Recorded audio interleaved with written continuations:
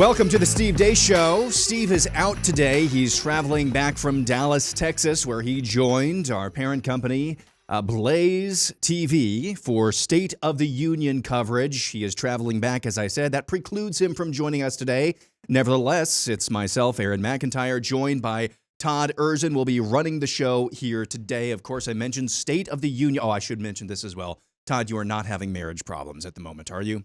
Important clarification. There was a post that went out on Steve's social media channels yesterday that stipulated that somebody in our audience named Todd needed prayers for his marriage. And we do pray for him, and we would extend that to you as well if you think of it in our audience, a man by that name. But the way it was written made it seem like it was that Todd who needed prayers. Yeah. Not so much, but we do covet those prayers nonetheless. You can pray for Todd because he's Catholic, but... Have you ever had that conversation where your wife comes to you in the kitchen and says, "Why is my sister coming to me and saying we're getting a divorce?" Yeah, yesterday afternoon I got texts. Bella, my wife, got texts. It was wild. Like I said, State of the Union coverage is why Steve is not here today. But as you can imagine, that's going to be a big emphasis of our coverage here today. I want to tell you, 12 years ago today, something was published that we are going to use as a rubric, as a measuring stick, to see how last night really added up. Because it seems like when there's any Republican State of the Union address, it seems like the morning after, the evening after, we're all kind of sniffing everybody's farts and saying that they don't stink. How was last night's speech really? And I saw Steve post on social media, I think along the lines of, this is his best speech yet. I saw several people say a number of the same things. Heck, even Daniel Horowitz, who will be joining us at the bottom of hour 2, he was not as I don't think, downtrodden overall on the speech as you maybe might expect. We'll talk to him about that later. But I want to align a rubric for this speech. And I also want to tell you why I think one of the big winners last night was pronouns. And no, not the way that you think. But without further ado, here is what happened while we were away. What happened while we were away is a recap of the State of the Union. The story this year, much like last year's joint address, was the Democrats' petulance, not standing and clapping for things every American should cheer for, even the U.S. men's national team coming off of their gold medal victory in the Winter Olympics. And I say, no, no, no, you're going to win again. You're going to win big. You're going to win bigger than ever. And to prove that point, here with us tonight is a group of winners who just made the entire nation proud. The men's gold medal Olympic hockey team. Come on in.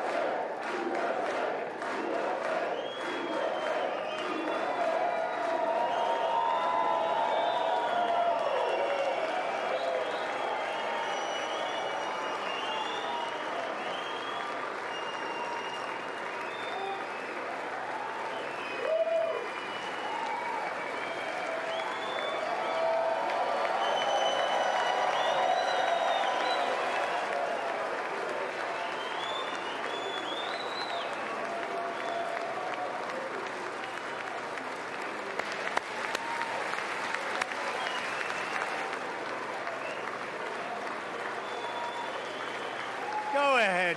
They do.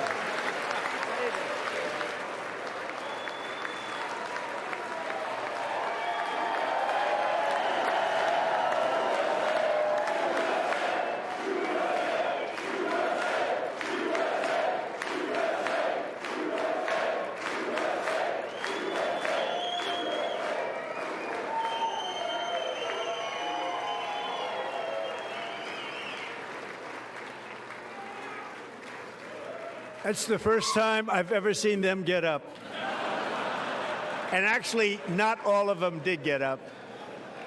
But they beat a fantastic Canadian team in overtime, as everybody saw, as did the American women who will soon be coming to the White House.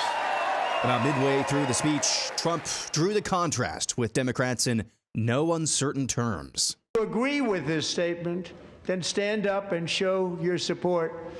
The first duty of the American government is to protect American citizens, not illegal aliens.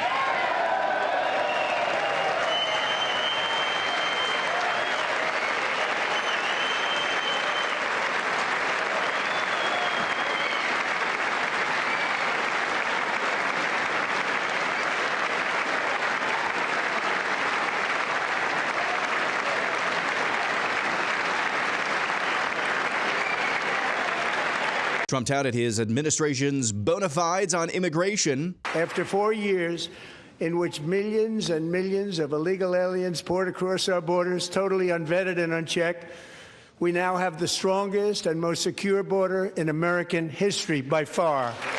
In the past 9 months, 0 illegal aliens have been admitted to the United States. Trump also finally pressured Congress to pass the Save America Act. Why would anybody not want voter ID? One reason, because they want to cheat. There's only one reason. Trump spent very little time discussing the economy, but he did lay out the blame for a huge share of the cost of living on health care and overtly blamed Democrats. I'm also confronting one of the biggest ripoffs of our times, the crushing cost of health care caused by you. Since the passage of the Unaffordable Care Act, sometimes referred to as Obamacare, big insurance companies have gotten rich. He also called out the Somali fraud scandal in Minnesota. The Somali pirates who ransacked Minnesota remind us that there are large parts of the world where bribery, corruption, and lawlessness are the norm, not the exception. Importing these cultures through unrestricted immigration and open borders brings those problems right here to the USA.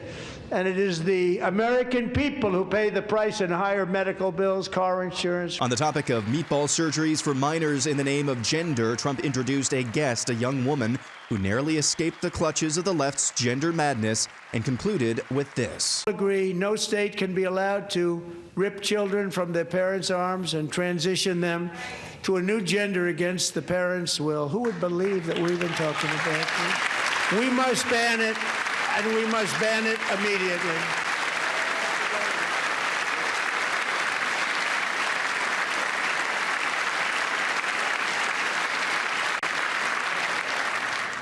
Look, nobody stands up. These people are crazy, I'm telling you. They're crazy.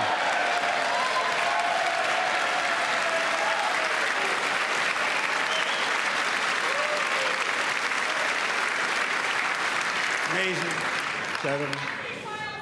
Boy, oh boy. We're lucky we have a country. With people like this, Democrats are destroying our country, but we've stopped it just in the nick of time, didn't we? In an incredibly emotional moment, President Trump highlighted Anya Zarutska, the mother of the slain Irina Zarutska, who was brutally murdered on that Charlotte, North Carolina train by a multi-convicted and/or charged felon who was out on the streets. Trump also highlighted Erica Kirk in memory of her martyred husband, Charlie. During my time in office, both the first 4 years and in particular this last year, there has been a tremendous renewal in religion, faith, Christianity, and belief in God.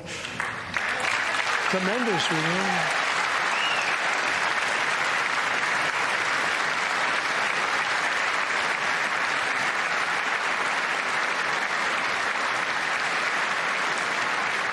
This is especially true among young people, and a big part of that had to do with my great friend, Charlie Kirk, a great guy, great man.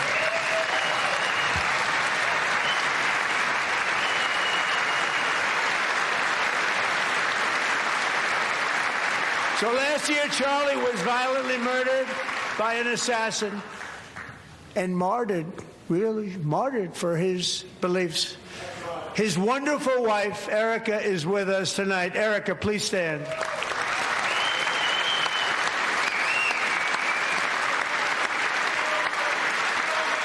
Trump bestowed the Purple Heart to Sergeant Andrew Wolf, one of the National Guardsmen who was ambushed by a terrorist in Washington, D.C. late last year and narrowly survived. Trump also awarded the Congressional Medal of Honor to 100-year-old veteran Royce Williams. In 1952, William survived what is believed to be the longest dogfight in U.S. military history, in which he battled Soviet fighters.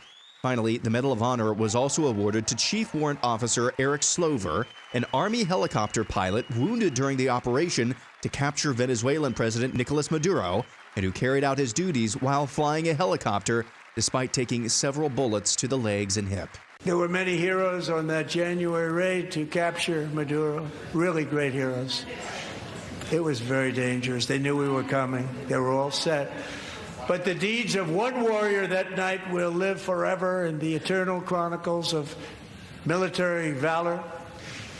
Chief Warrant Officer 5, Eric Slover, planned the mission and was the flight lead in the cockpit of the first helicopter. A big, beautiful, powerful helicopter. It was a massive Chinook carrying, as you can imagine, many American warfighters. Wearing the dog tags his wife Amy had blessed with holy water before he left. She knew it was going to be a rough one. Eric steered the Chinook under the cover of night and descended swiftly upon Maduro's heavily protected military fortress. This was a major military installation, protected by thousands of soldiers and guarded by Russian and Chinese military technology. How did that work out? Not too good. While preparing to land, enemy machine guns fired from every angle, and Eric was hit very badly in the leg and hip, one bullet after another. He absorbed 4 agonizing shots, shredding his leg into numerous pieces. And yet, despite the fact that the use of his legs was vital to successful helicopter flight, legs are the most important part of flying a helicopter, to deliver the many commandos who would capture and detain Maduro was the only thing Eric was thinking about. Then, even as he was gushing blood, which was flowing back down the aisle, helicopter lands at a steep angle. The machine guns stood right in front of him. They were right in front of him, 2 machine gunners who escaped the wrath of the previous planes. Eric maneuvered his helicopter with all of those lives and souls to face the enemy and let his gunners eliminate the threat. Turned the helicopter around so the gunners could take care of business, saving the lives of his fellow warriors from what could have been a catastrophic crash deep in enemy territory. Only after safely landing the helicopter with all the warriors aboard in the exact right spot, which was vital to the mission. We probably would have had to maybe cancel the mission if that didn't happen. Eric told his co-pilot, also wounded, but not as gravely, to take over. I'm about ready to pass out.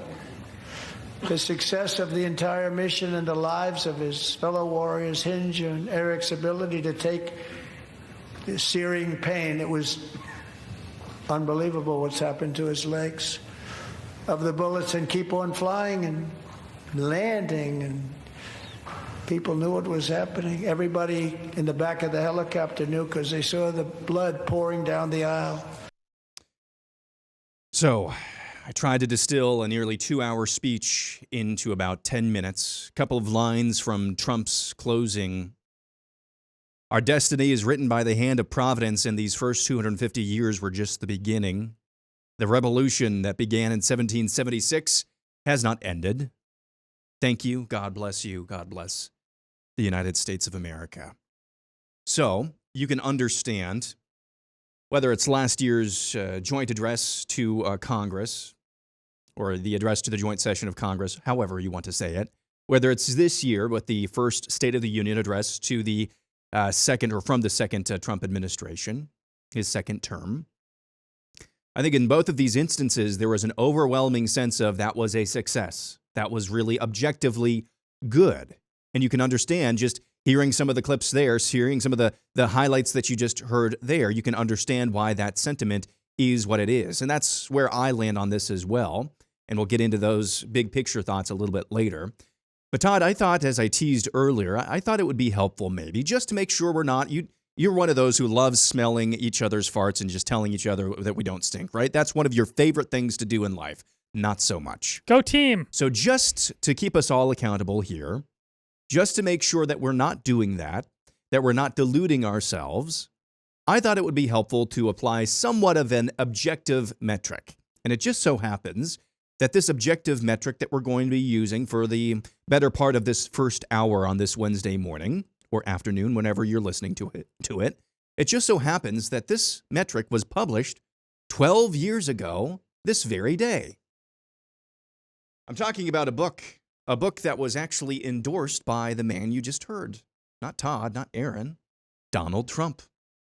That book, of course, is Rules for Patriots: How Conservatives Can Win Again.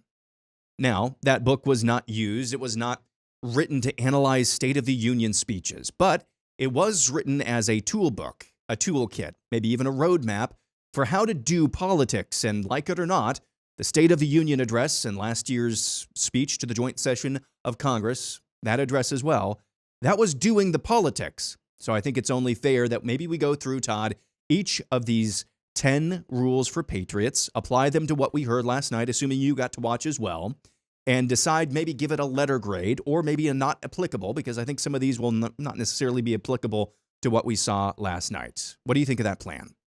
Well, how do you put Steve in the room when he's not in the room? This is exactly how. And I just want to give you credit, Aaron. I did watch the entire speech, and that was an outstanding distillation. You let it breathe, just like Donald Trump. Donald Trump isn't really the star actor in those things. He is the director and producer, and then he lets America shine. He does indeed. So let's get to it. Let's go to the first rule for Patriot. I think this might be not applicable right out of the gate. Never trust Republicrats.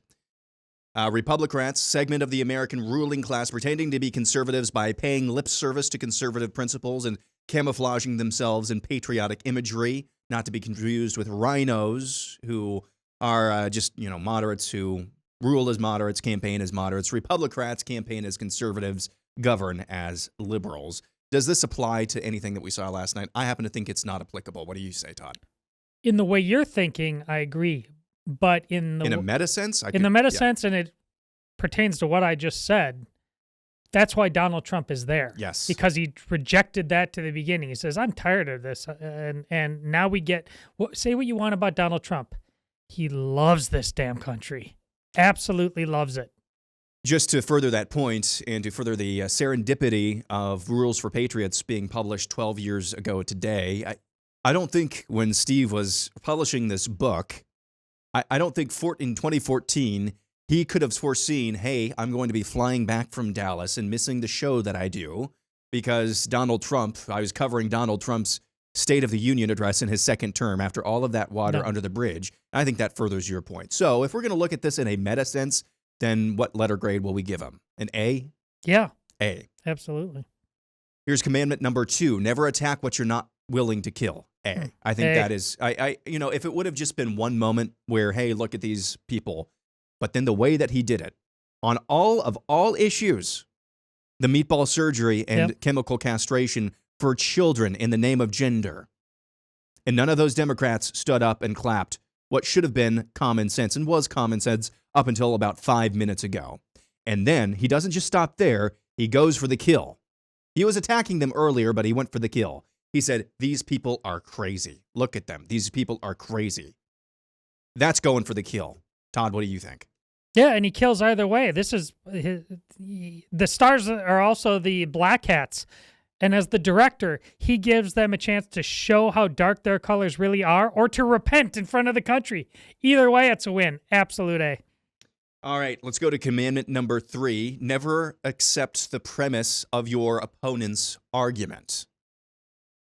I think, trying to think through this in real time, I'm thinking how that is applicable to last night. Again, if you want to look at this in a meta sense, this is an A. I'm trying to think on specific issues that he brought up last night. Never accept the premise of your opponent's arguments. You got to go back to the tranny issue. Again, don't you think? The premise of that issue, it's all about kindness and this and that. when Donald Trump just points out, no, this is madness. It's not kindness, it's madness. It's hatefulness, actually. Todd, any specific examples pop into your head about how never accepting the premise of your opponent's argument comes into play?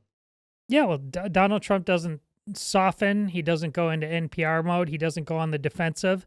The perfect example, he just looks at him. You're crazy. Yep. That's what, and that's what America needs to hear. The premise of our politics for far too long, there's overlapping in all these issues, and it's what happened to Republicans. It's always, too smart by half. Got to soften the message of what, or say we believe a certain thing to a certain audience, say a different thing in a different way to another. He's blowing up those paradigms, and he says they're crazy, and I'm supporting Americans. Letter grade. A. Next, commandment number 4: never surrender the moral high ground. Again, tell yourself 2014 Todd Erzin, 2014 Aaron McIntyre, 2014 Steve Deace, we would be giving Donald Trump an A grade on this. Now, there you might squabble a little bit with the Trump RX thing, and the first example that he brought was somebody using IVF. And, I kind of think maybe in the context of the conversation we had yesterday on fake news or not with that post from Seth Gruber, understanding that the life issue is the issue and the only issue, maybe we should knock him down a half a letter grade or something like that. But my goodness, they just kept giving him the moral high ground over and over and over again. I can't do anything less than an A- on this, Todd. No, I agree. Again, we are analyzing a speech. We are prepared to be disappointed by Donald Trump's follow through on this speech, just like any other politician. But within this framework, he never just kind of then threw them an olive branch that they never ever deserved. But he didn't do it for rhetorical purposes by trying to be merciful to people who in no way intend to be merciful to you. He made the point over and over and over again. I'm not taking off the gas. You show me you're willing to meet me in the middle. We can have a different kind of conversation. But here in this room where I have the microphone, I'm not stopping. A. All right. Commandment number 5, reverse the premise of your opponent's argument and use it against him. I did think of one very specific example, and it was not something that showed up in the montage there. And you may not like how it's being addressed, but I'm analyzing this purely in a political sense. It's the thing about healthcare and how Democrats are in bed with big insurance companies. Does that fit the bill of reversing the premise and using it against your opponents? Yeah, I think so. I think that's a good example. They are very dead set on calling Trump a dictator, a tyrant.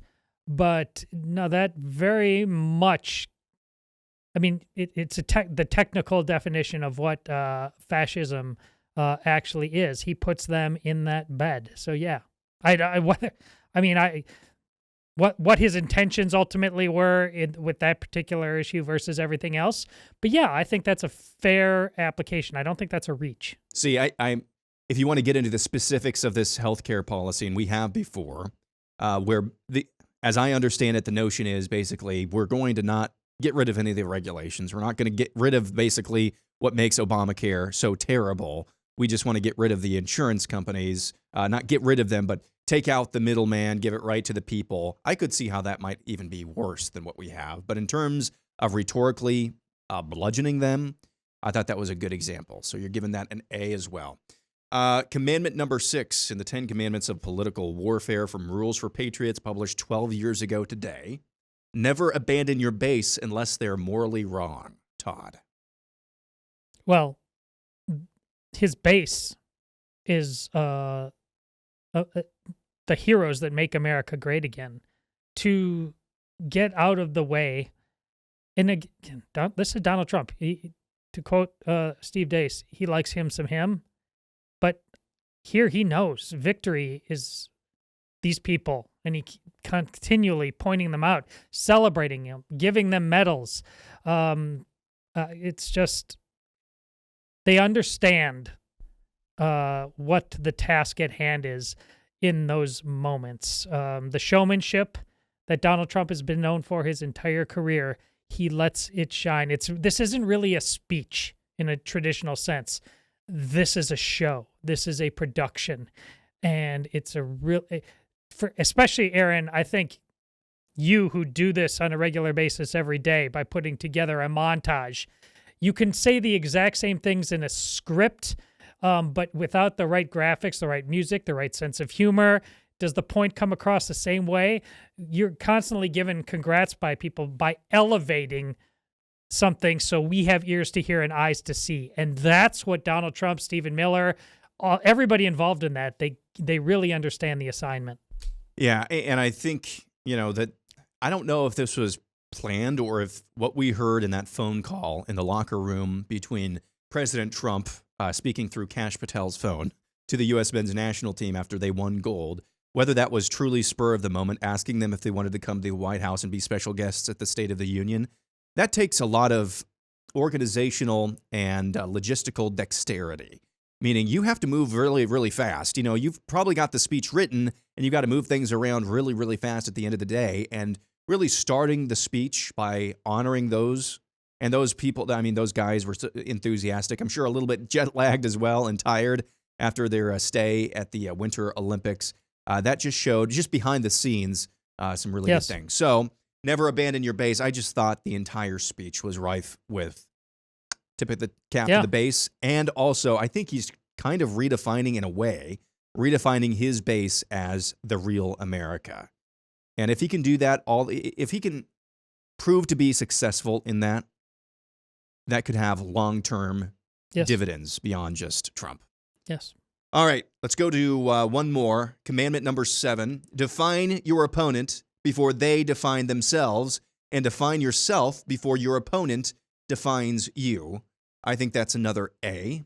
Absolutely. And I don't want to give away too much of what I want to say later on in my big picture thoughts, but do you have anything to say about this specifically? No, well, when you have the microphone and they don't, you can define them in several different ways. But it's amazing the camera work and who it followed and why it followed them. You are enabled to put lasting, Rorschach test like Rorschach blotter, ink blotter memories in people that they can't shake. Like there's obvious truths that if I'm being honest with myself about what it means to American and what that person stands for and what these person stands for, it just happened over and over and over again. The definitions are clear. Amen for that. Or amen to that, I should say.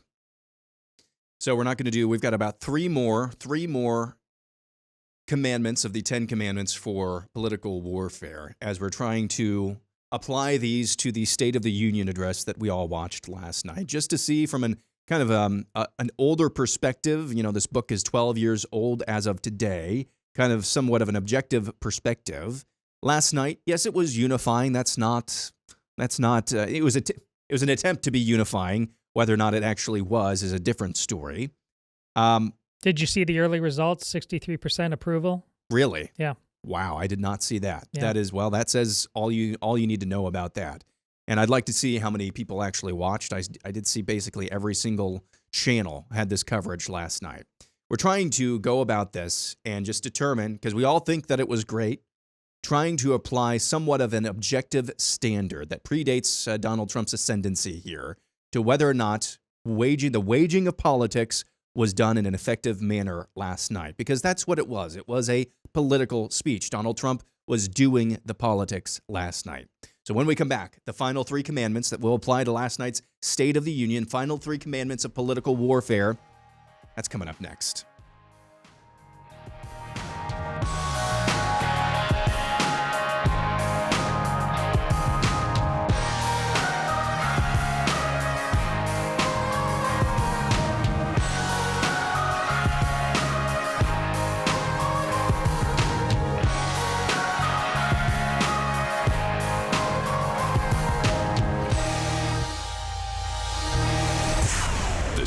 Deace Show.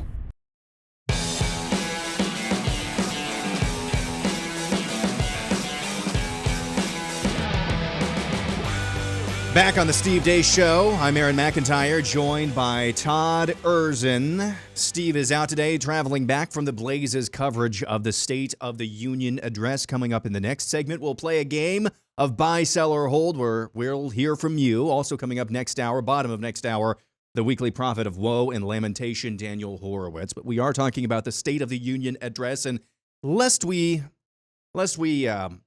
disappoint, we do need to recognize, give the Democrats a solid, because they kept on taking it yet last night. We do need to give them a solid and recognize the brilliant counter-programming that they engaged in our nation's capital yesterday evening. So without further ado, I just want to show you this, Todd. I'm a mother. I am a physician, and I have a flag. And I am the proud representative for Oregon's 3rd Congressional District. Yes, thank you.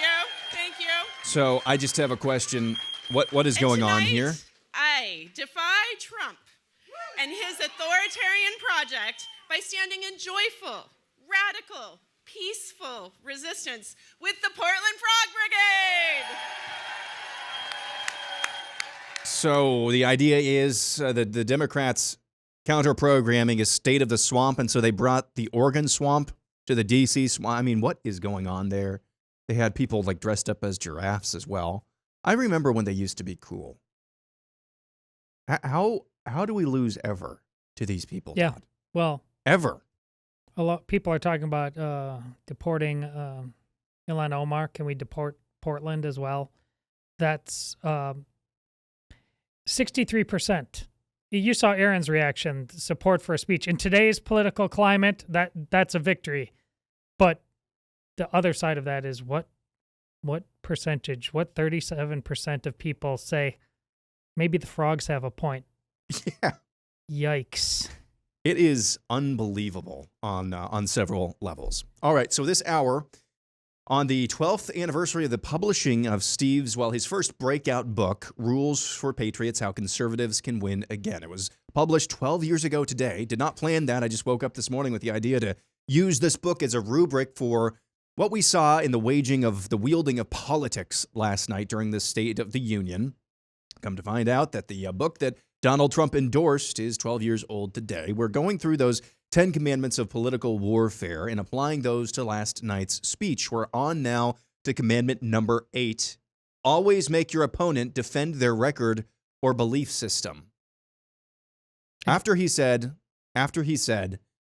stand if you agree with me, the primary role of the American government is the protection of American citizens, not illegal aliens. And the Democrats couldn't do anything. Maybe John Fetterman did, but the vast majority of Democrats, some of whom, by the way, not all, but some of whom couldn't even clap for the U.S. men's national team, they were just sitting there static. I said after that, you know what, the rest of this speech should just be, stand if you agree, yeah. Women are women. Yes. Adult, biological, females. Stand if you agree. Marriage is between one man and one woman. You just should have done that. And yeah, that's for righteous cause. The way that Democrats twist that same type of thing, I could have seen Barack Obama saying something along the lines of, stand if you believe all people deserve equality. You can mean that whatever he means. In the context of so-called gay marriage, that's probably how he would have used it. But this was actually being used for righteous, objectively causes. Get everybody on the righteous, objective, on the record here. And so he did this to a freaking T. And the Democrats kept stepping on the rakes. I'm somewhat surprised, almost relieved in some way, that they finally came to their senses at the end and stood and applauded for the Medal of Honor recipients. But that's kind of where I see this. Probably A+. Todd, what do you think? Such an A+, that because of who these people are, next time, a year from now, I wouldn't be surprised if all of them take the tack that some of them took and didn't show up, if it's just an empty chamber from the Democrat side, because Donald Trump executed this so well. The choice, it's not at all rhetorically manipulated. He offered them the real options on the table. And again, he couldn't lose. It wasn't like, well, it's a gambit here. If 75% chance of success, but what if they take the other choice and outsmart me? They can't outsmart him on these things. Either they sit and say, I want to cut up the kids, or they stand up and they say, well, I just don't want to look like an insane person. It's a win either way. Next, in the 10 Commandments of political warfare applied to last night's wielding of political power, stay on message, or at least rhetorical political power. Stay on message is commandment number 9.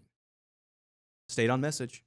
Now, I think there's going to be some squabbles. There's a reason I think Daniel Horowitz is going to be talking about this as well.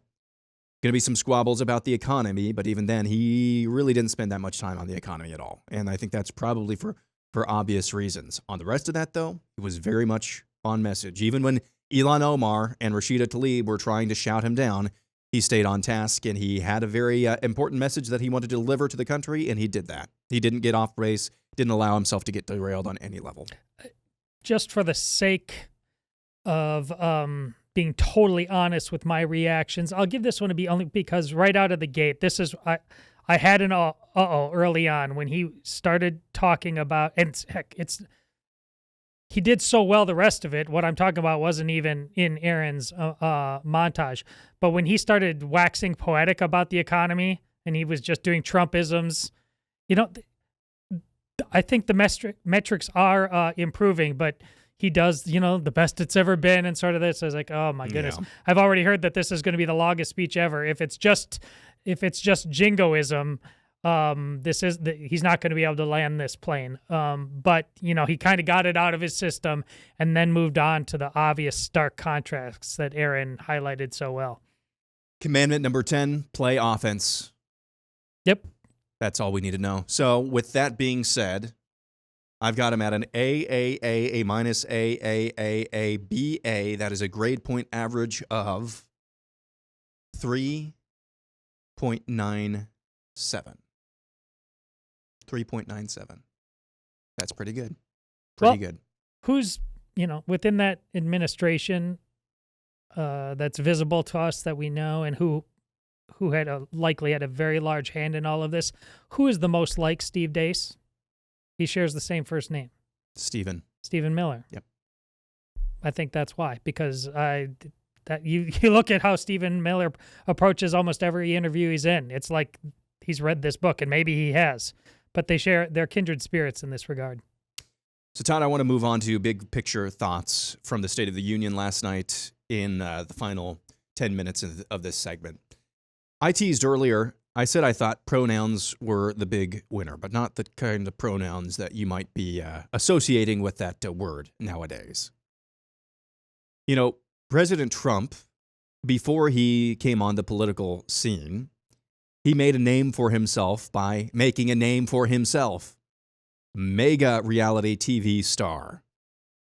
Mega success, sometimes not, but most of the time success, real estate developer. Known for a very gaudy, golden, in-your-face, bombastic aesthetic. Putting his name in big, unmistakable letters on the top of those buildings all over the world. And boy, howdy, does he like talking about himself. But what we've seen the last 2 speeches of this nature that he's given, for the most part, he doesn't talk about himself much at all. Because yes, I think it's objectively true that he has this very much brash in your face style.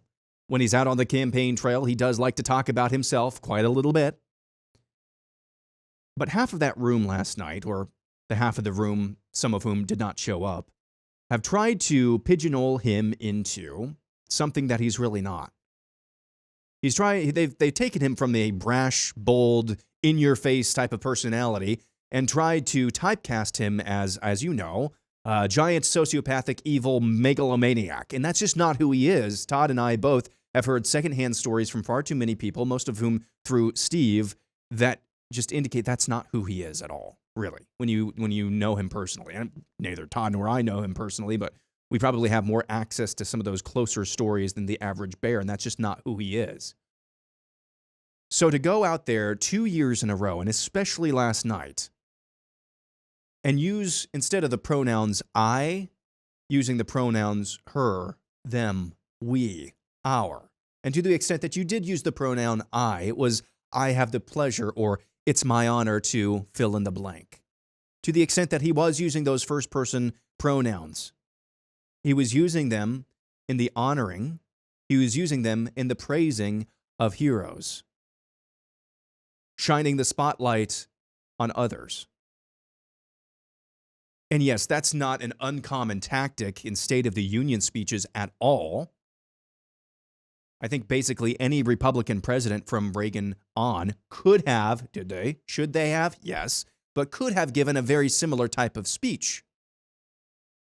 What's unique, though, about this era is that the man giving the speech has been typecast as something that he truly is not, despite the fact that he does have a big personality and loves himself a lot. He's been typecast as something that he's not. So when he goes out there on a national stage and defies that typecast over and over and over again, that's notable in and of itself. What makes it even more stark and more effective is when you had half the room basically telling on themselves over and over and over again. They're telling on themselves in two ways. One, we lied about this guy.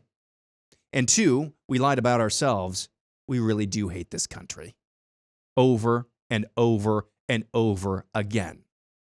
They finally got their wits about them, thank goodness, by the end, finally standing for the Medal of Honor recipients. But my goodness, just when I think I couldn't be more frustrated with the machinery of Republican politics, especially when it comes to Congress in Washington, especially when it comes to the Senate. The Democrats are here and saying, I'm your Huckleberry. I got one for you. I like them apples. And they kept showing that over and over and over again last night, Todd. So that's my big picture takeaway. It's not uncommon for a president to honor brave individuals, heroic individuals, individuals who have made great sacrifices for this country. It's not uncommon at all. What is uncommon, though, is the context in which we found ourselves the last 2 years in speeches like this. And the typecast figure that Donald Trump has become to, we think, half the country, and how he has defied that so effectively with the help of those who have lied about his character. Todd, what do you think? That point you made about showing how much the left hates this country, is actively trying to destroy it, is really important, because that's not new. It's been going on for a long time. But those Republicrats, that first point, they decided that, to be people of the world, we weren't supposed to believe certain things anymore. We needed to pull our punches on faith, and otherwise we looked like we were, witch doctors of old, believing in imaginary things. We needed to have like the faith 2.0. This is a faith for the modern generation. We needed to say things in a certain way. And so Donald Trump came along, and perhaps the greatest gift he's given us is just to remind us how great it is to love being an American. And that has responsibilities and duties therein. To live fully, to be unapologetic, to be the people that have been throughout American history, people chronicling us, de Tocqueville, just talking about why we were great because we were good, and pointing to the kinds of people and examples. We really had become numb to the fact that before Trump came along, even on the right, we had creeds, but they were kind of bland and lame. We had economic policy. We had small government. We said things, but it was words on a page. There wasn't a heartbeat. And Donald Trump really found a way to remind us, damn right we're Americans. Yes. Damn right. And that hockey team right there, this goes back to what I said yesterday about the importance of this hockey team and the Olympics. All kinds of hockey is a niche popular sport. But then you go to all these other sports we never watch if they were on the rest of the year, but we will turn on something because that Miracle on Ice that happened with the hockey team in 1980 that just runs through all of the Olympic events, not just in the winter, but in the summer. We will get behind you. We desperately want to get behind you, even if we've never heard of you before, because we know there's something great about that. We'll even get behind the great story in a land that we don't belong to, because we understand that behind this Olympics is something binding, the yearning for freedom, the yearning to elevate beyond the chains of normal life, that the gods reach down and give us an opportunity to be part of something way bigger than we can do on our own, way bigger than ourselves. I'm so glad you ended it there, because I think that's really how last night began and ended, and very much sort of reflections of each other. The U.S. men's national hockey team excelling at things that we get to do at the beginning, because at the end, grown men excelled at things that they have to do. Yes. It's almost as if the guy who took a bullet to the head and lived to tell about it was just laying it out bare for everyone to see. This is what it takes to be an American. The choice is yours. The roadmap is there. Get busy living or get busy dying. You remind me of the words of St. Francis, who's popular most for saying, live the gospel at all times, but if necessary, use words. His life was like one of raw living. But he also said, first do what is necessary, then do what is possible. And after that, you will find yourself doing what you once thought was impossible. Get busy living or get busy dying. Amen to that. So that will conclude our coverage of the State of the Union address. Not sure if we'll talk about it much on Friday with the Deace Group Roundtable, but as it stands today on Wednesday, that'll do it. We'll be playing a game of buy, sell, or hold coming up next. And like the last time it was just Todd and I doing buy, sell, or hold together, there's going to be no filter, man. No filter. We're just going to read them as they appear in my feed. We're just going to read them one by one and react in real time. Hopefully they're good. Hopefully y'all came through. Hour 2 is next.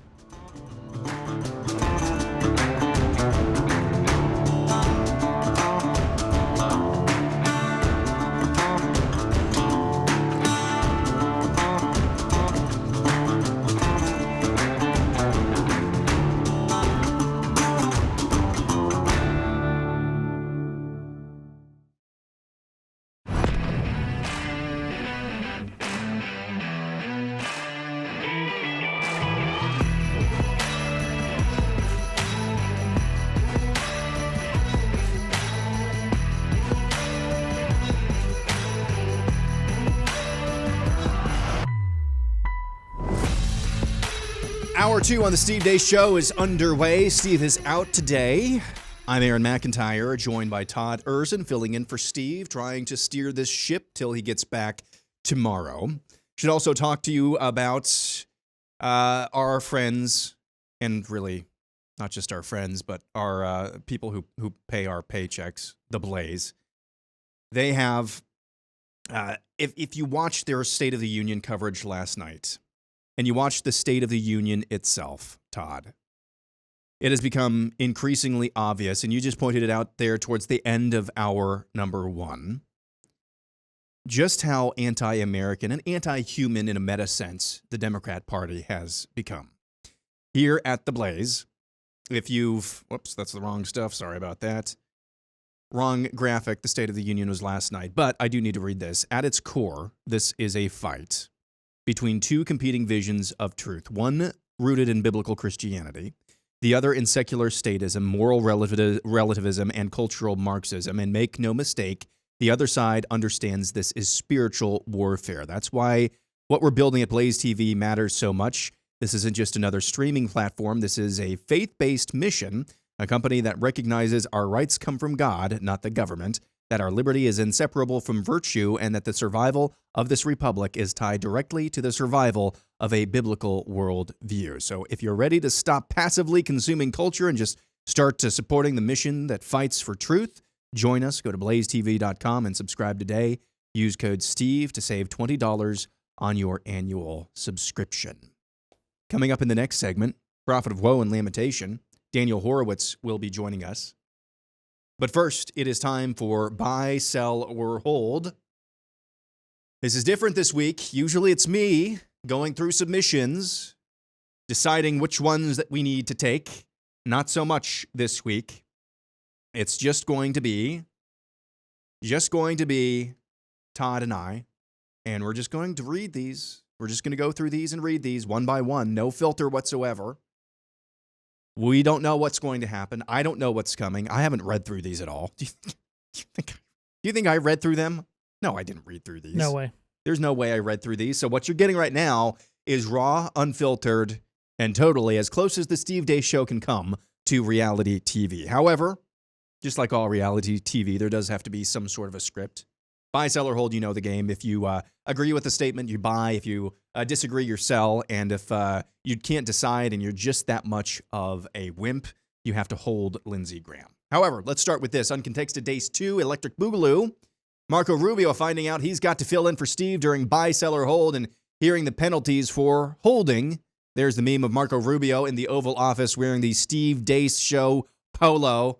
Understands Steve is out today, so now he's got to host the Deace Show and be subject to holding Lindsey Graham.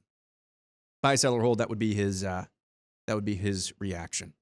It would be, but I'm all in on a Marco Rubio guest hosting appearance. That would be outstanding. Indeed. Let's go on to this one. Right Wing Dad says Todd becomes Protestant before Steve speaks at CPAC. No. See, I'm buying because I don't think Steve is ever speaking at CPAC. No. In fact, I think it's more likely that CPAC goes away than Steve ever, like within the next 5 or 6 years, than Steve ever speaks there. Yeah, I'll buy that. Yeah. Grant Hurl says, again, unfiltered, it isn't possible to be pro-choice and believe that any human life has intrinsic value, not when those who call themselves pro-choice condition life having value on whether or not those who created that life place any value on it. That's an interesting way to think about this. I think I'm buying that. Yeah, absolutely. Ryan says President Trump's executive action on data centers being able to provide their own power will be crucial for the development of small modular reactors and will be a great opportunity for investment. Now, I know Daniel Horowitz wants to get into this, but this is something that I had kind of thought about in the back of my head. So, when Trump said that last night, I thought that's a novel idea. That's an interesting idea. I have no idea how that would actually work. Because these data centers are hundreds of millions of dollars, some of them, at least tens of millions of dollars, at the very least. It's a major investment. And then all of these companies, and Daniel Horowitz has detailed this for us, all of these companies on the prowl, on the hunt for locations, states, locales, where they can absolutely roll the local leadership for tax breaks. Get really good rates on electricity, which is vitally needed. So I thought, why are they going to build hundreds of millions of dollars worth of data centers and then probably build some commensurate number, some requisite power plant for this? Just of their own volition, they're not going to do that. I thought it was an interesting idea. However, Ryan sparked something here, small modular reactors.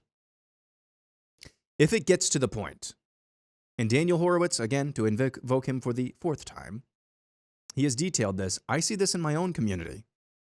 There's an effort to build a data center in my own community, and it's getting pushed back right away for the very reasons that we've talked about. Raises the cost of electricity, raises the cost of utilities for everybody in the community. It only brings in a handful of jobs.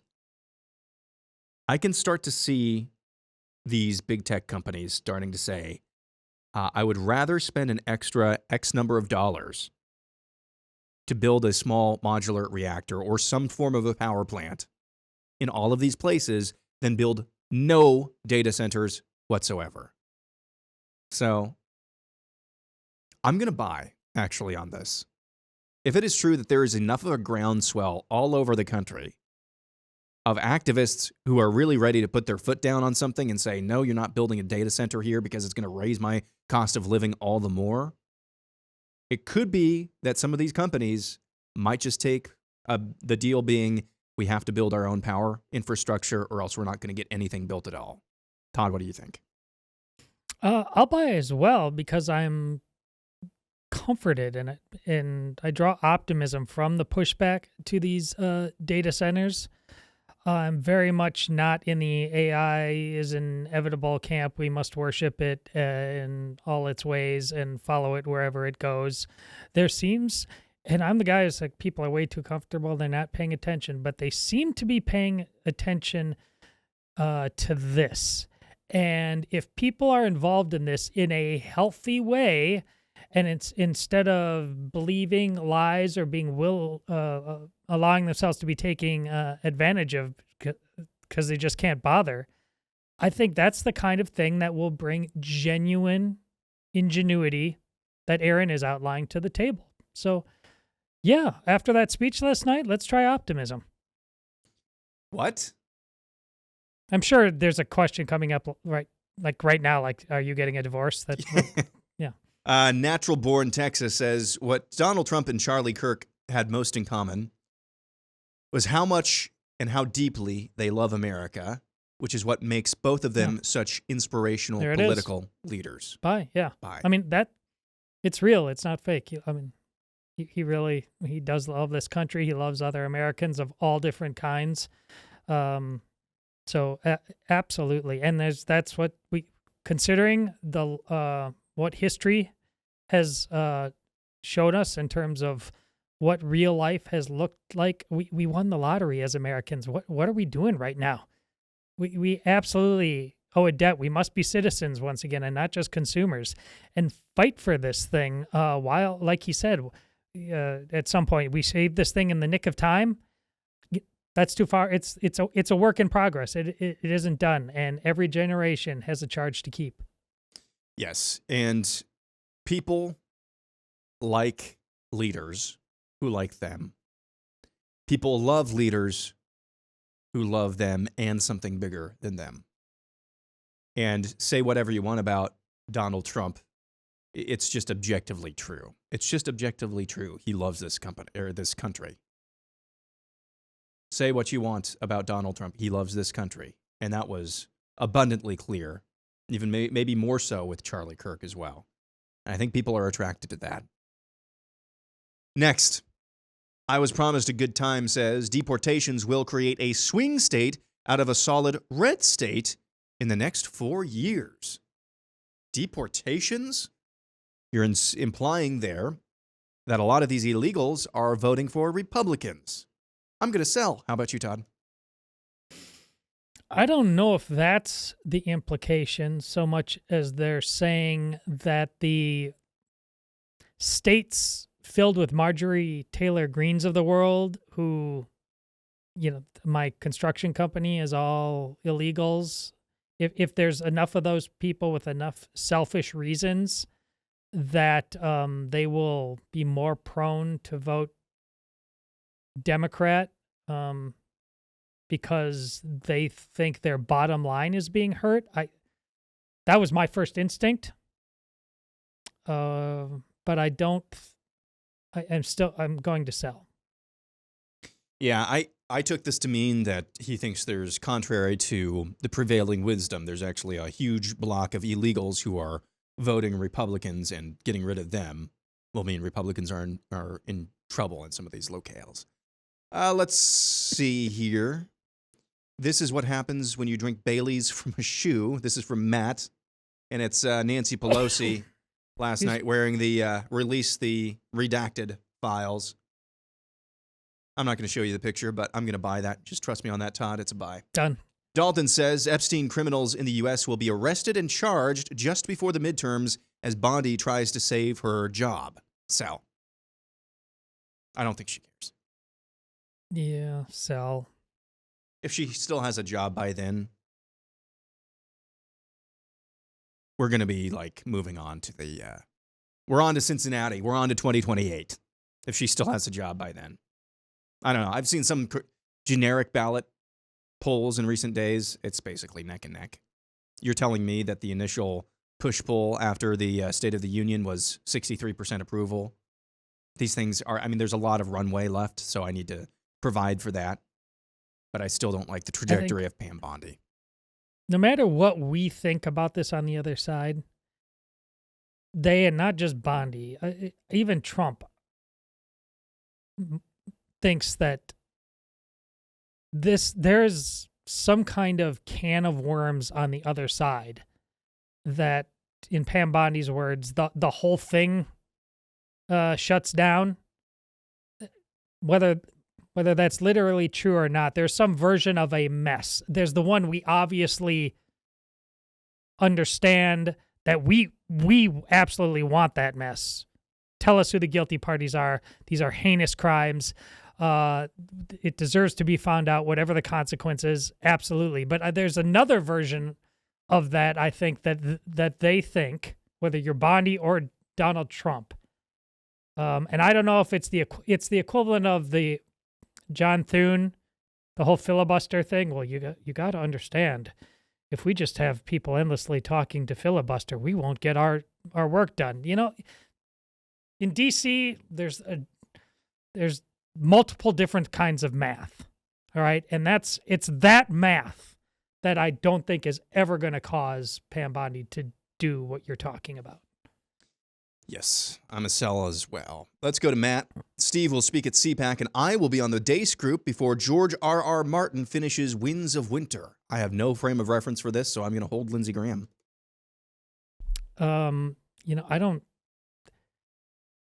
He's the desperation for him to finish this is something you should be more concerned about. Like, why? You got what you got from that guy. It seems like he's just like keeping you on the hook and enjoying it. Just let it go, man.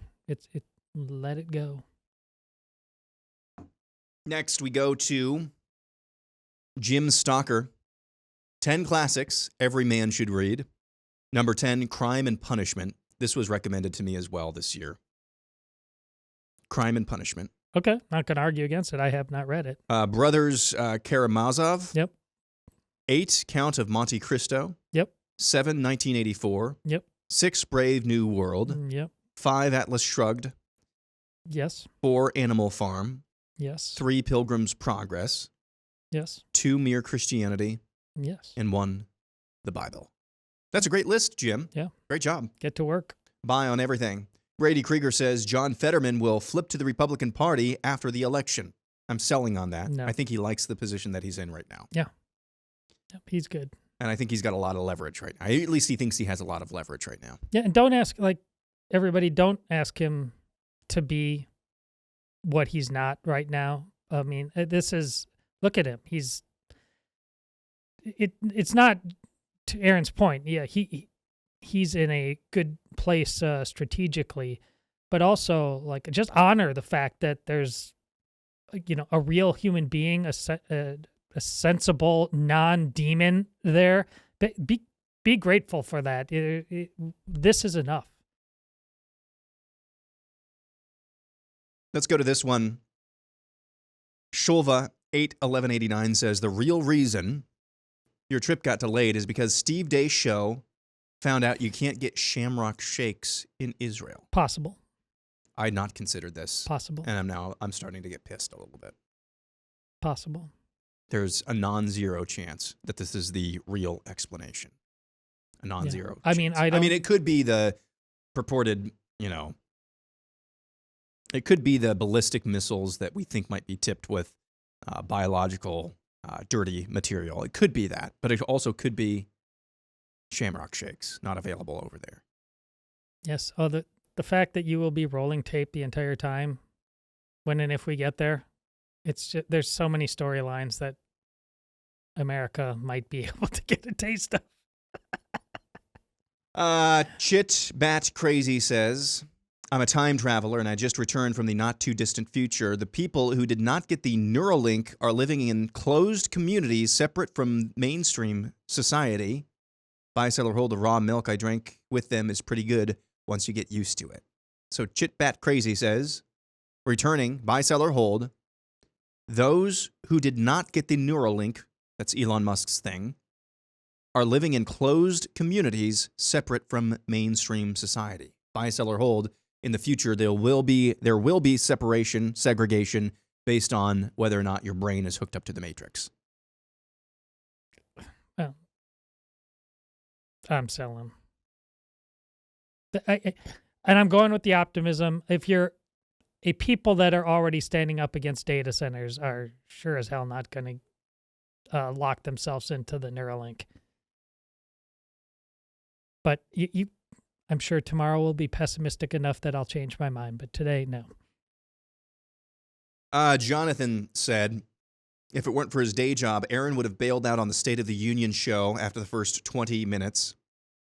Todd gave up all political speeches for Lent. If you're talking about the pregame and postgame show, I didn't watch any of that because I've got family stuff that I have to do. No, I always watch the State of the Union. I don't know why you would try to do the job that I do and not have a genuine interest in American politics. Does it get boring sometimes? Does it get monotonous sometimes? Last night was neither boring nor monotonous, but no, I have a genuine interest in this. I don't know why you would think that somebody who does the job like I do doesn't have an actual interest in things like politics. So I didn't watch any of the Blazes coverage, unfortunately. Kids were getting to bed, things of that nature, and I had other responsibilities afterwards, after the State of the Union. But Todd, buy, sell, or hold, you gave up all political speeches for Lent. I did not. Sat through that entire thing, and I'm glad I did. 83 Jackal 83 says Florida will go purple after DeSantis leaves office and then vote blue when it matters and vote red when it's convenient. Minnesota's new Freedom Caucus will send strongly worded letters just to stay in office while not actually doing anything. A very dour view of the Minnesota Republicans and a very dour view of Florida voters. On the first, I will sell. I'm not even sure how somebody like Byron Donalds could screw up the infrastructure and screw up the fundamentals that Ron DeSantis has set up for the next whoever runs for governor and holds statewide office in Florida. As far as Minnesota goes, guys, they are in a tough spot as a party. But I know a few people there, they really do care. It's just a really difficult situation in Minnesota. That doesn't mean we shouldn't have high standards, but I don't know where you're from, 83 Jackal 83, but I wouldn't be so quick to cast stones, at least in the way that you're doing. Todd, your thoughts? I'm going to buy, Florida's going to come back at least to the mean a little bit. You have a general premise there that I think is likely. I think we take for granted now, largely because he didn't have any success at all running for president right out of the gate in Iowa. But the degree to which he's accomplished what he accomplished there just by being basically like Donald Trump in a lot of respects, just incredibly stubborn. I worry. I absolutely worry because people have looked to Florida as a bright shining light, and honestly, Trump's victory has a lot to do with people having a sense of what is really possible there, and it's worth fighting for writ large. I just hope if it's Byron Donalds, and it looks likely that it will be, I just hope he's smart enough to realize I can't have the success I'd like to have unless I willingly stand on the shoulder of everything Ron DeSantis did. But those two guys are very different people. Oh, yeah. Science is Violence says in less than 4 years, politicians will outlaw AI from comparing politicians and their records as people start to use AI to assess more conservative or liberal candidates in primaries, costing some establishment candidates races they otherwise would have dominated. Now, finally, a good use of AI. Yeah. Now, lest we connect too many dots too close together, I could see if, like an AI tool, if it goes viral, and it doesn't just show you Senate candidates, it doesn't just show you maybe even U.S. Congress candidates, not even governors. But it can scrape the internet for records of local candidates? Because one of the biggest obstacles I think we have from showing up is that people don't want to put in the time to just go look up these people. And yes, when you're voting for school board, it's really hard. It is hard. You got to go find their Facebook pages. You got to find anything that's been written about them locally. You got to put in some legwork. Oh, mercy me. But that's just, unfortunately, that's where we are. If you could make that easy and accessible for people, and you wouldn't have to hire a staff of 2,000 people to run an app company whose job it is to scrape data like that manually. That's not a bad idea, Todd. No, I'm open to it, and I'm very cynical about AI broadly, but this reminds me of a couple different stories. One is the first broadcast presidential debate, Nixon and Kennedy, and if you listened to it on the radio, you thought Nixon won it, but if you watched it on TV, because of the optics of how the two men look, you thought Kennedy won it. So it's about what technology can or cannot do to change perception. So I think that speaks to it. Also, when I was at the Des Moines Register, and there was there was a poll amongst Democrat candidates, and there was the one where Dennis Kucinich was running. It was Hillary Clinton. It was Obama. It was John Edwards. Multiple other ones, I think. The polling was it was starting to break out, and clearly Kucinich was on the low end. But they did a blind taste test polling where you didn't know the name that was associated with which policies or principles. And the winner going into that was Kucinich, of all people. See, once you tied his specific personage, how he looked, kind of odd. There were some storylines going on. He pulled terribly. But just with what he actually ran on, his background, and you couldn't associate it specifically with, it looks like that guy, he won. So I think this is a tool that could just filter things in a different way that's potentially more honest. Potentially. Yes. It seems like we're saying that a lot with AI. Yeah. I think, Todd, kind of on that topic, we need to spend now that we're done with Romans, I think we need to spend an entire hour, Theology Thursday, discussing AI. Because I've read 2 articles in the last week. A couple of them, I think they both went viral to some degree. One of them absolutely went viral. Because I think we're now starting to get in our show's territory now, where I'm starting to understand, like for years now, I've not really completely understood why there were so many people making so many bombastic claims about what AI would lead to in terms of changing everything economically. I now understand that crystal clear, I think. And so now we're getting into worldview territory. And I don't want to give anything away, but I'm going to pitch that to Steve when he gets back. Yeah. We do need to have an entire conversation about this because, unfortunately, I'll just give you a little preview. This is happening so fast. We haven't really been able to get our philosophical, much less our worldview, theological hands around this issue at all. I haven't seen really anybody talking about this. So I think, once again, that's where we can step into that void.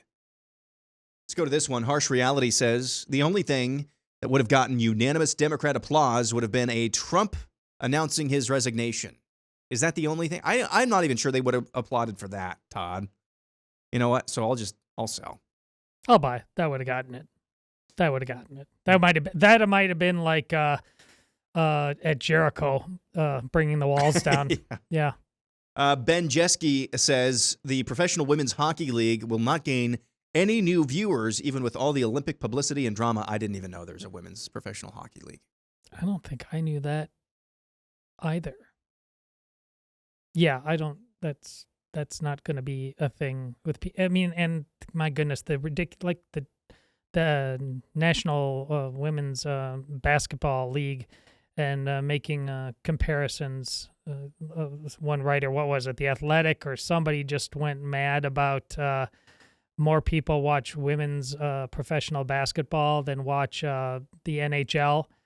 I mean, good grief. There's the only reason you can even have a conversation that doesn't make you put in a rubber room for saying something like that is because of one woman named Caitlin Clark. So, I mean, just stop being an insane person. Stop being an insane person. 2 answers in a row. We've been saying that a lot recently. And again, 4 daughters, college athletes, love women's sports. Got no problem with it, but just don't let it make you stupid in either direction. BP Financial has this one. Although this won't win votes, a major reason the average home buyer is now 39 years old is the younger generation is not willing to purchase the starter homes our parents bought. We now must have bigger homes closer to downtown with all the extras. All this comes with a much bigger price tag. I think that's one variable. That's part of it. So that's why I'm going to sell. That's a minority of variables. Okay. I think maybe the desire to have a bigger home. I don't know of a bigger home close to downtown. I don't know what that means because the bigger homes are usually out in the suburbs. So I think you're maybe conflating wanting to live close to downtown versus wanting to have a bigger home. Living close in a small apartment downtown is about the same, depending on where you live downtown, is about the same as having a larger home out in the suburbs. You also have to take into account what kind of starter homes in what kind of neighborhoods are there. And this goes back to what you've said before, Todd. Yes, there is a problem right now with starter homes. It's because most of them are in the neighborhoods where you really don't want to be raising a family. Our small group leader had one of those starter homes in an area of our town, Todd, at least the metro area here. Random guy, they're out playing with their daughter. Random, rough-looking homeless guy starts yelling at him. Just her and her daughter out playing it's that type of thing. And so that's a variable. This goes back to what you're saying, if I can finish that spot. Churches, let's be creative here. Let's purchase an entire block in some of these neighborhoods and fix up those homes. You know, you get the homeowners, the potential homeowners on some sort of a contract, but they're sticking around the church. They're going to serve their church. They're going to serve their community, and they're going to be in a neighborhood where it's a lot of the same type of people. Todd, quickly. Amen to that. There's also just we're waiting too long anyways about being an adult. So that's why it gets delayed. That might be the biggest variable.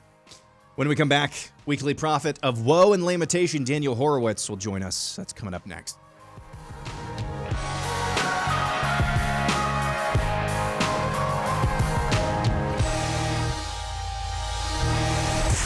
The Steve Deace Show.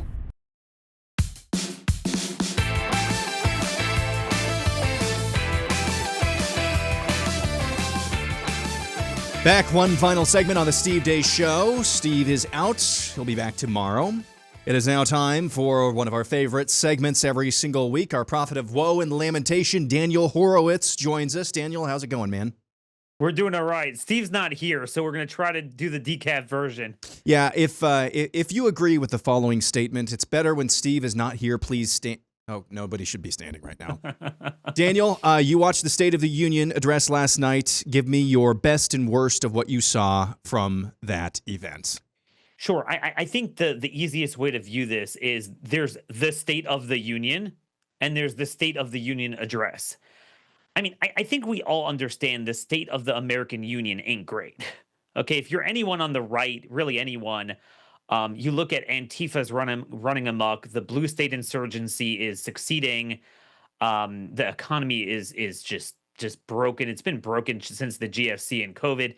Culture, addiction, marijuana. I mean, it just there's very little going right. We did stop the border, I think, is the strongest thing, but interior interior enforcement's a little bit of a challenge.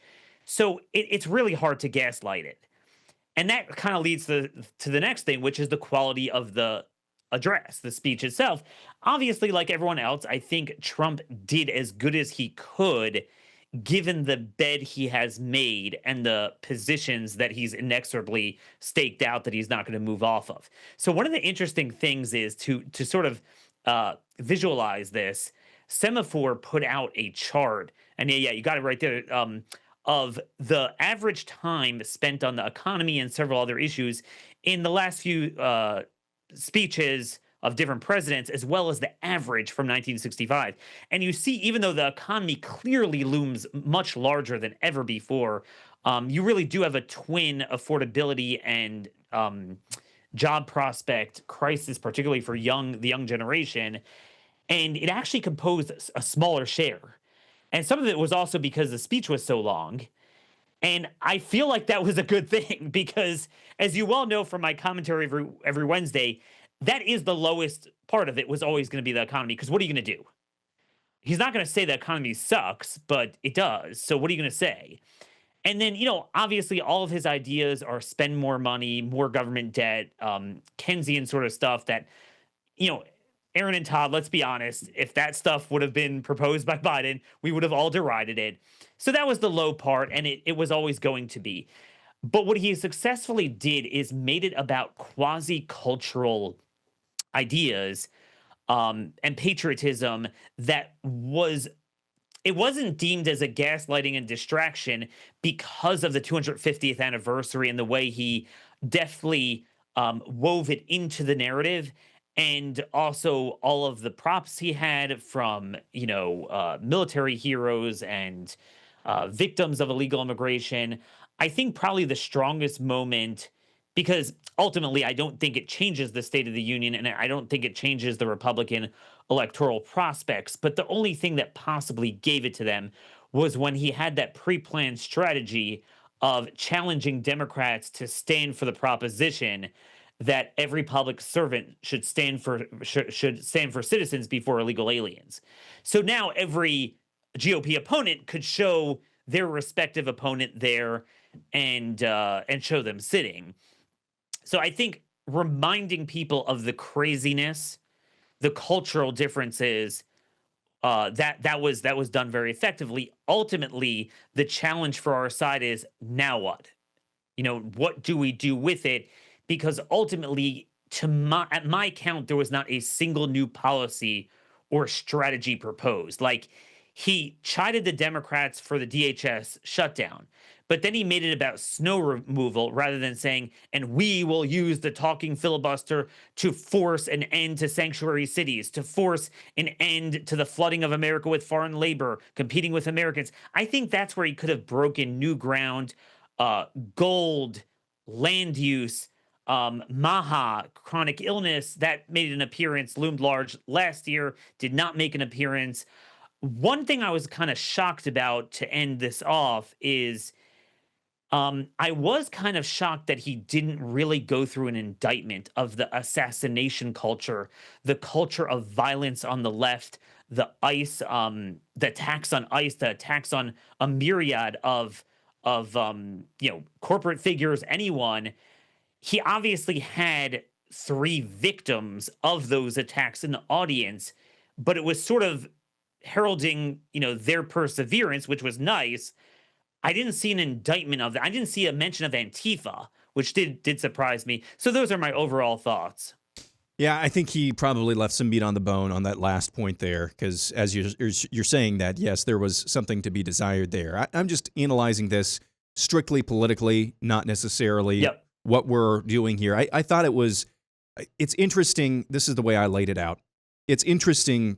Yes, Donald Trump, he puts his name on these big, bold, brash buildings, very in-your-face aesthetic, all this and that. And that was true before he came onto the political scene.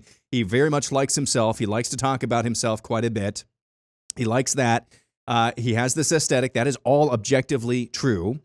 But then you see most of the left, pretty much all of the left, tries to take that personality and then pigeonhole it into something that it's not, that he is some sort of sociopathic megalomaniac, and then to have him go up there on that podium now 2 years in a row, especially this year, and talk about basically anybody other than himself. And yeah, he talked about it's Trump. He's going to talk about I and my quite a bit. But most of that speech was honoring and praising other people. Meanwhile, you're juxtaposing their pigeonholing of his personality with them not even clapping for things that they should clap for, and that any decent person with a functioning prefrontal cortex should be clapping for, that politically was just an opportunistic gold mine, I thought. Again, just strictly analyzing it from a political standpoint. I don't disagree with the word you said. I think the narcissism was much lower, which was good. And if that signals a change, that will be helpful. So people see a degree of sincerity, of purpose in, immigration and all this stuff, that it's not about me. I will say, obviously, our industry is going to be hyper focused on this, kind of like the Olympics and every big event. Because of iPhones now, everyone's flooded. No one speech or event is really watched that much and has that much of an impact. So I think what we need to grapple with, these are all moments in a vacuum if you make them a moment, but the fundamentals of the economy, the message of the GOP, you needed something along the lines of, like I'm saying, land, private property, surveillance state, transhumanism, to really, focus on new things. And obviously he can't, because of the positions he's staked out, which leads to, I know, something that we wanted to get into. One of the most notable things was the data center thing. So yeah, I had the same kind of take that you did. Like, when I heard it in real time, I thought, that's a novel idea. That's interesting. But then I thought about it a little bit longer. It's like these companies are spending tens, if not hundreds of millions of dollars per data center. And the idea is that we're just going to encourage them to then spend tens of millions of more dollars on their own power plants. The only thing that I can see where this would be a net benefit is, as you talked about this, I think, last week, just in the last week, there's an effort in my town. I live in an exurb here in Des Moines. There's an effort to build a data center. Okay, just like any other exurb, like where I live, it's like pulling teeth to get people to come show up for school board elections. Holy cow. It's crazy. On the pages that I'm part of just for this town, people are freaking losing their minds over this because they recognize my utilities are going to go way up. So unless we're also talking about companies as well, as if they're going to, spend tens of millions of dollars for their own power plants. They are on the prowl for states and localities who are going to give them every tax break they can accomplish. Yep. So the only way I see this making sense is that there is a unified groundswell, like actual grassroots, a number of people who are just going to say no to this and put these companies in a position where they're thinking, well, it's better to build some data centers with our own power plants than build no data centers whatsoever. That's the only way where this idea, I think, makes sense to me. Go. No, Aaron, the other interesting thing that I think a lot of people missed is not what he said, but what he didn't say. One of the things that I expected was that he would brag about, and we're building all these AI buildings, and, it's just this economy, this AI, you should see what this stuff could do. There's some recognition that this is a turd. And then he would just add in, but, we have to make sure that consumers are protected. But he only said the latter part. I don't think he used the word AI. He did not sell it. He obliquely pitched just, an 18 trillion investment thing. But he didn't mention what that was.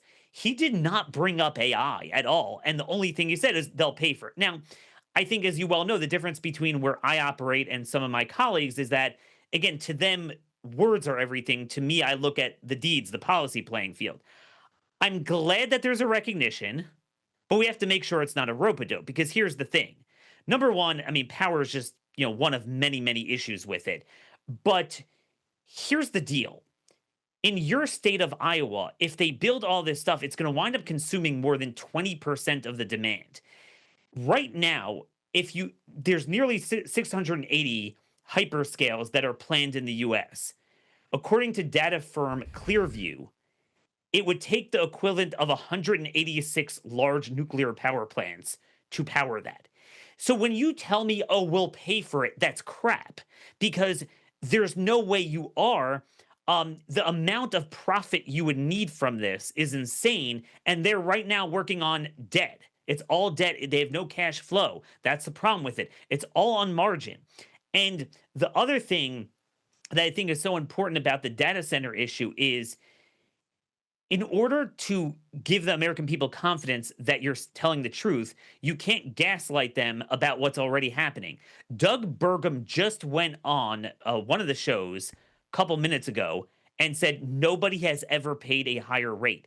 PJM, the largest utility that's kind of, I don't think it reaches it. No, it doesn't reach out to Iowa, but it's definitely the Northeast and part of the Midwest, Ohio, Pennsylvania. They have said numerous times it's been responsible for 20, 30%. In my state of Maryland, it's up 30%. It's not just the data centers. So Northern Virginia has been turned into a data center parking lot, but Maryland is where they cut through the transmission lines. So let's say I have a footprint of 500 acres, and then I have 10 of these things with a footprint of 500 acres. That's a lot, but technically as a share of a county or whatever, it's not. But you're having the amount of power usage of, let's say, a quarter of a state in that area. Well, that means you have to bring transmission lines in that are just not normal. We are paying for it. Everyone is paying for it. Stop lying. And one more thing.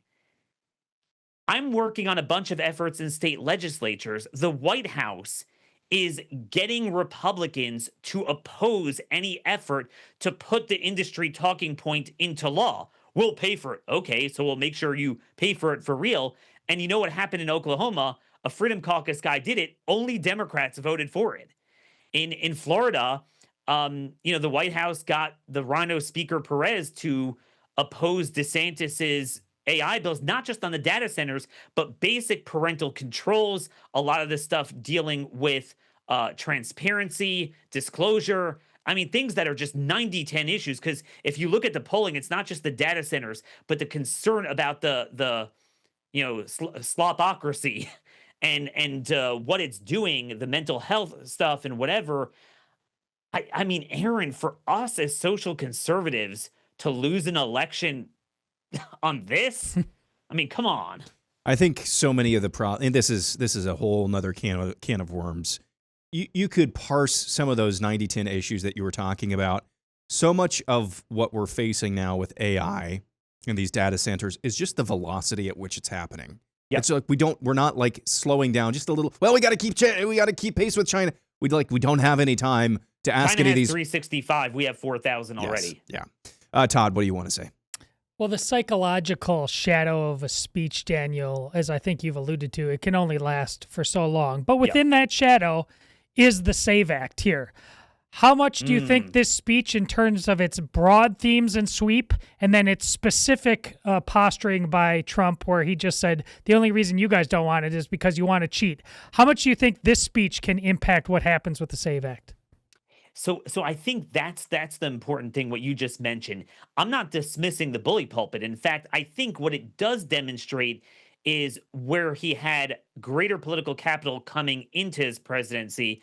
I think he needed to have used this a lot more and have done things like that. But it matters, but it has to be like a hammer driven into the anvil of specific calls to action and specific demands that he is making clear. It's still unclear if he even wants another reconciliation bill. I mean, he said recently he doesn't. Dissent is saying maybe, yeah. I think the SAVE Act will be the first test of that. Are you absolutely going to push for this? Because I'm just telling you, the amount of time DHS has had a funding lapse, they could have already forced a talking filibuster, defunding sanctuaries, not just funding DHS, but getting some of the stuff they wanted in it that are winning issues. Maybe not everything you and I want, the judicial cases and defunding those, but at least things like sanctuary cities. I'm not yet convinced that the president is asking for that. They're kind of half-assed requests of Congress.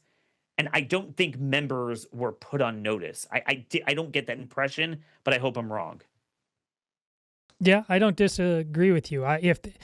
If Congress if this was the message to Congress and it's not being more forceful behind closed doors, as much as I like this, I think that's one that the bureaucrats will find a way to ignore, just like they've found a way to ignore a lot of other things. I think I'm with you on that, Daniel. My punchline is the opening line of his speech, where he basically said, "We've never gone through such a transformation in 1 year," and then he said something to the effect of, "We're never going back to this." Yeah, there's no way it could be undone. And I'm thinking, I agree. man, if you're not going to push legislative outcomes, it will be undone in short order, just like 2021. This speech was very odd. The very beginning of it, and when he was way too jingoistic about the economy, it was the worst part. I had some moments, and then they nailed it after about the first 15 minutes. Exactly. Daniel Horowitz, thanks very much, man. Appreciate it. All righty. Send regards to Steve. We will indeed. All right, closing things out, Todd. When we come back for overtime, we will have some bonus buy, sell, or hold. I'm just going to set a timer. Can do that now and put it up on screen. I'm going to set a timer for a few minutes. We'll answer as many of those as we can possibly get to. Appreciate each and every one of you for listening, watching, wherever you are, whenever you are. Steve Deace Show, minus Steve Deace. Hope you have a wonderful rest of your day. Steve will be back at it again tomorrow. Until then, Romans 8:28, and go hard.